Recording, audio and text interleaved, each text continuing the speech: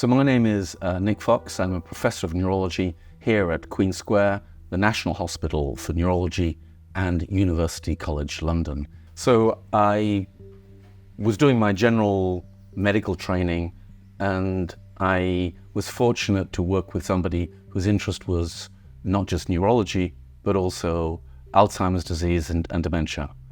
And I found it was a really fascinating and important topic. And so I got offered a fellowship for 3 years to do some research in familial, inherited, young onset Alzheimer's disease. I thought I would do 3 years of research and then go back to my clinical training and be finished.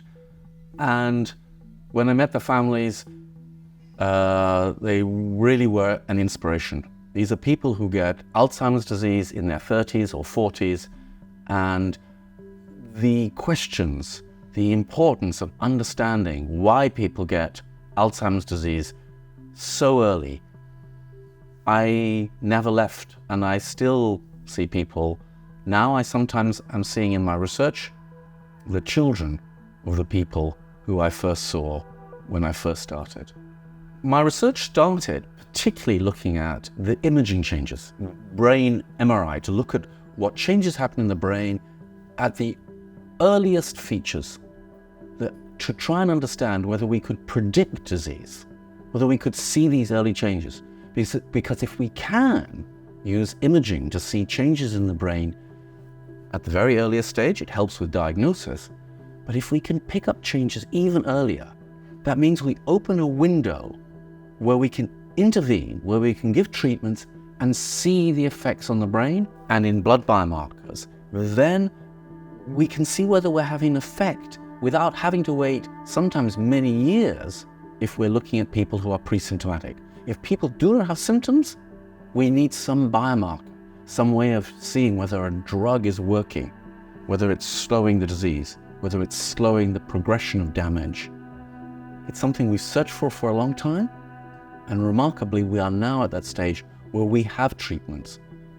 Being awarded the European Grand Prix was a tremendous honor. I feel extremely privileged and fortunate to have been awarded this prestigious prize.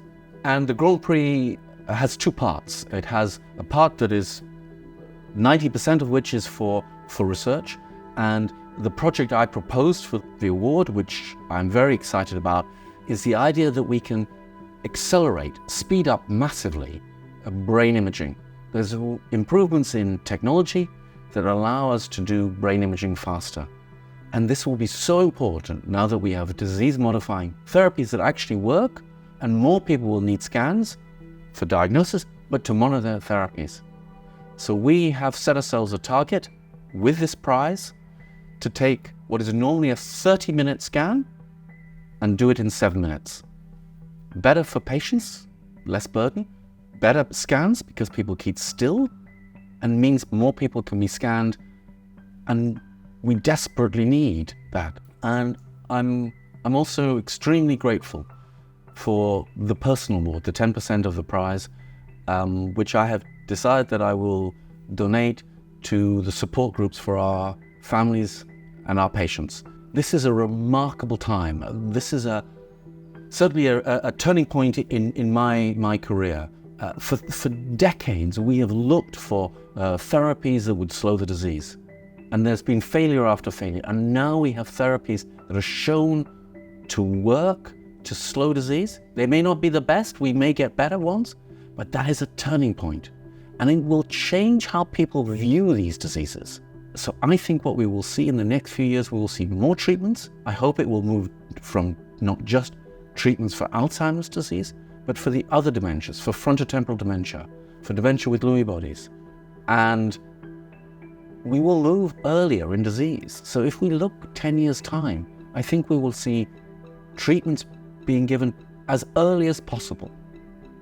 Perhaps even before people have clear symptoms.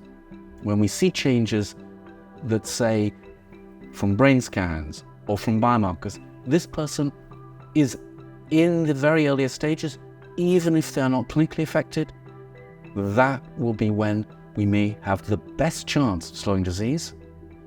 And I, for one, that's when I would like my therapy, not when I'm very impaired.